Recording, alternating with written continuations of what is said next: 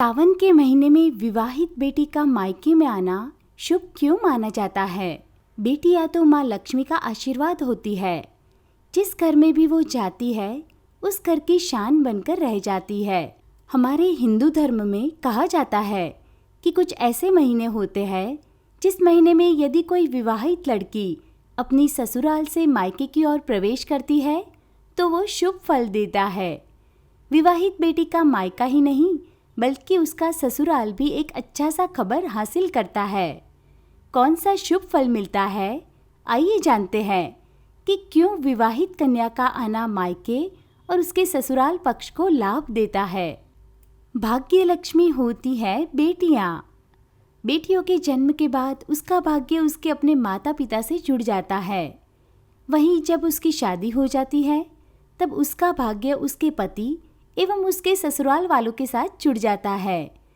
इसलिए जब शादी के बाद सावन महीने में बेटियां अपने मायके आती है तब उनके भाग्य के कारण न केवल उनके मायके के पक्ष को बल्कि उनके ससुराल पक्ष के लोगों को भी इसका फायदा मिलता है।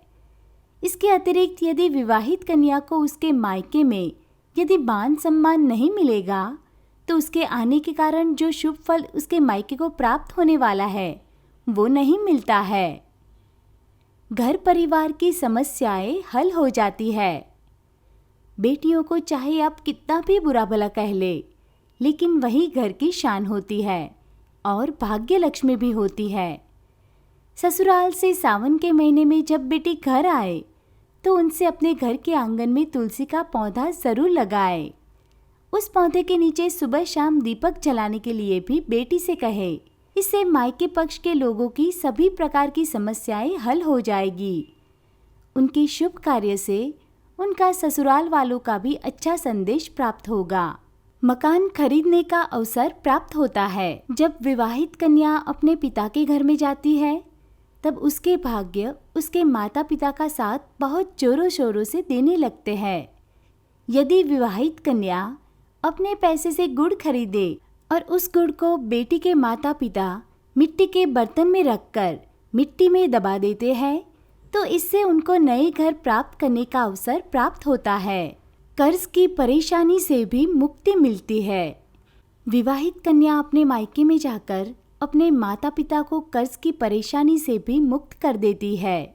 इसके लिए किसी भी बुधवार के दिन विवाहित कन्या को अपने हाथ से लपेटे हुए रक्षा सूत्र के साथ एक सुपारी लेना होगा और उस सुपारी को मायके के पूजा घर में पीले कपड़े में बांधकर रखना होगा।